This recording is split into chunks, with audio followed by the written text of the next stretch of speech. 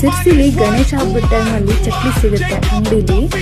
ಎಷ್ಟೇ ಚೆನ್ನಾಗಿ ಮಾಡಿದ್ರು ಆ ಚಕ್ಲಿಗೂ ಮನೆ ಚಕ್ಲಿಗೂ ತುಂಬ ಟೇಸ್ಟಲ್ಲಿ ಡಿಫ್ರೆನ್ಸ್ ಅನ್ನಿಸ್ತಾ ಇತ್ತು. ಆಮೇಲೆ ಗೊತ್ತಾಯಿತು ಆ ಚಕ್ಲಿನ ಉದ್ದಿನ ಬೇಳೆಯಿಂದ ಮಾಡಿರ್ತಾರೆ, ಪುಟಾಣಿ ಹಿಟ್ಟನ್ನು ಉಪಯೋಗಿಸಲ್ಲ ಅಂತ. ಮತ್ತು ಖಾರದ ಪುಡಿ ಕೂಡ ಹಾಕಲ್ಲ. ಖಾರ ಇಲ್ಲದೆ ಅದೇನು ಚೆನ್ನಾಗಿರುತ್ತೆ ಅಂತಾನು ಅನ್ನಿಸ್ತು. ಮಾಡಿ ನೋಡಿದ್ಮೇಲೆ ಗೊತ್ತಾಯಿತು ಅದರಲ್ಲಿ ಉದ್ದಿನ ಬೇಳೆನ ಅದಕ್ಕೆ ಮಾಡುತ್ತೆ ಅಂತ.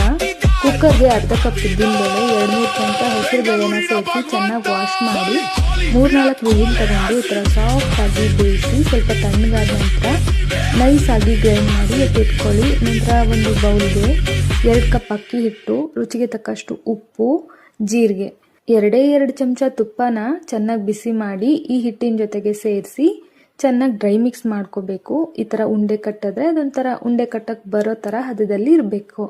ನಂತರ ಇದಕ್ಕೆ ಉದ್ದಿನ ಬೇಳೆನ ಬೇಯಿಸಿಟ್ಕೊಂಡಿದ್ವಲ್ಲ ಅದನ್ನು ಸೇರಿಸಿ ಸ್ವಲ್ಪ ಜಾಸ್ತಿ